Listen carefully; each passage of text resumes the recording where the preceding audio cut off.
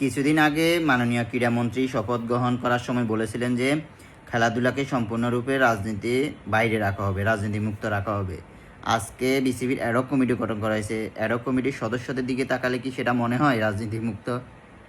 সেখানে আমির খসরু মাহমুদ, মির্জা আব্বাস, সালাউদ্দিন আহমেদ, তারপর আমাদের মাননীয় আরেকজন মন্ত্রী ববি আজাদ, ওনার স্ত্রী, ওনাদেরকে নিয়েই গঠন করা হয়েছে।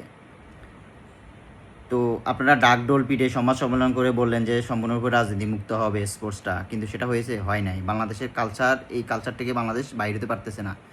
এই যে আজকে যে অ্যাডহক কমিটি গঠন করা হলো, বললো যে আমিনুল ইসলাম বুলবুলের যে নির্বাচন করে এসেছেন সেই নির্বাচনটা অবৈধ ছিল, সেই নির্বাচনটা ভালো ছিল না। তো সেই নির্বাচনটা করেছেন কে?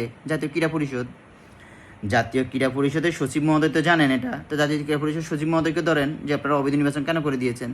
কারণ জাতীয় ক্রীড়া পরিষদ সচিব মহোদয়কে ধরলে উনি বলে যে সরকার নির্দেশ দিয়েছে। তো বাংলাদেশের কালচারটাই হয়ে গেছে এরকম যে যখন যে সরকার আসবে তখন সেই সরকারের মাধ্যমে গঠন করা হবে। কিন্তু একটা যে পরিবর্তন আশা করছিল সবাই যে ভালো কিছু হবে, সে পরিবর্তনটা হয় না আর কি। ওই কালচারটাই ধরে আছে। না হলে জাতীয় ক্রীড়া পরিষদ হচ্ছে একটা দেশের স্পোর্টসের হেড।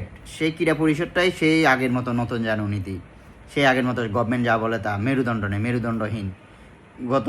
বিগত সরকারের সময় যেরকম সব প্রতিষ্ঠানগুলো ছিল মেরুদণ্ডহীন, এখনও সে একই অবস্থা। সো বাংলাদেশের কালচারই এটা কখনোই পরিবর্তন হবে বলে মনে হয় না।